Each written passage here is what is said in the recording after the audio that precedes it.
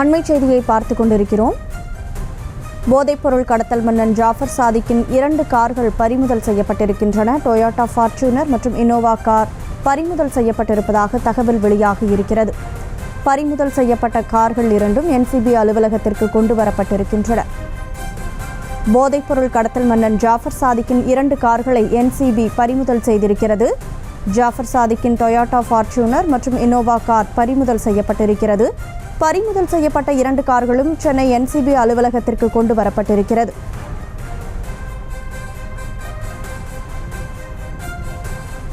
கூடுதல் விவரங்களை வழங்குவதற்காக செய்தியாளர் ஜபர்சன் இணைப்பில் இருக்கீங்க. முழு விவரங்களை வழங்கலாம்.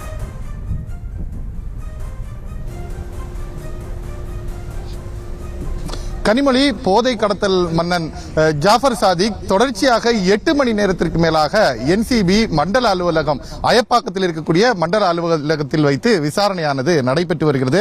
முன்னதாக டெல்லியில் இருந்து இன்று காலை வரவழைக்கப்பட்ட சாதிக்கை தொடர்ச்சியான விசாரணை வளையத்துக்குள் போலீசார் கொண்டு வந்திருக்கிறார்கள். இந்த விசாரணையின் போதுதான் முன்னதாகவே அவன் பயன்படுத்திய TN06 AH0006 என்ற வாகனம் ஃபார்ச்சுனர் இனோவா வாகனம் ஒன்றும் அதே போல ஃபார்ச்சுனர் வாகனம் ஒன்றும் தற்போது டொயோட்டா நிறுவனத்துக்கு சொந்தமான 2 வாகனங்கள் தற்போது பறிமுதல் செய்யப்பட்டிருக்கிறது.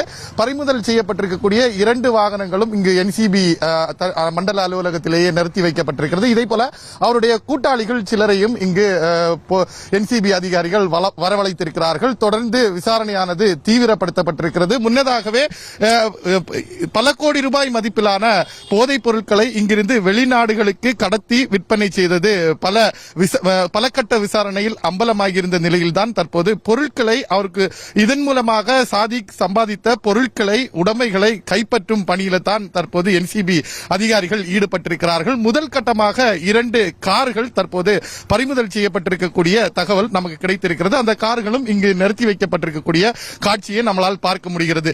இந்த காரை பொறுத்த அளவில் ஏற்கனவே அது சாதிக்கினுடைய பெயரிலேயே இந்த ஜவஹர் சாதிக்கினுடைய பெயரிலேயே இந்த காரானது இருக்கிறது. இந்த கார் ஏற்கனவே தடை செய்யப்பட்ட கருப்பு வண்ண ஸ்டிக்கர் ஒட்டியதாக 1000 ரூபாய் ஏற்கனவே இந்த காருக்கு போலீசார் சென்னை போலீசார் வந்து ஃபைன் போட்டிருக்கிறார்கள். அதே போல இன்னமும் அதிவேகமாக ஓட்டி சென்றதாகவும் இந்த வாகனத்திற்கு ஏற்கனவே சென்னை போலீசார் வந்து ஒரு ஃபைனை போட்டிருக்கிறார்கள். அதே போல அந்த வெள்ளை நிற கோட்டை தாண்டி நிறுத்தியதாகவும் இந்த வாகனத்திற்கு ஏற்கனவே தொடர்ச்சியாக 3 ஃபைன்கள் போடப்பட்டிருப்பதும் நமக்கு இப்போ தகவலாக தெரிய வந்திருக்கிறது.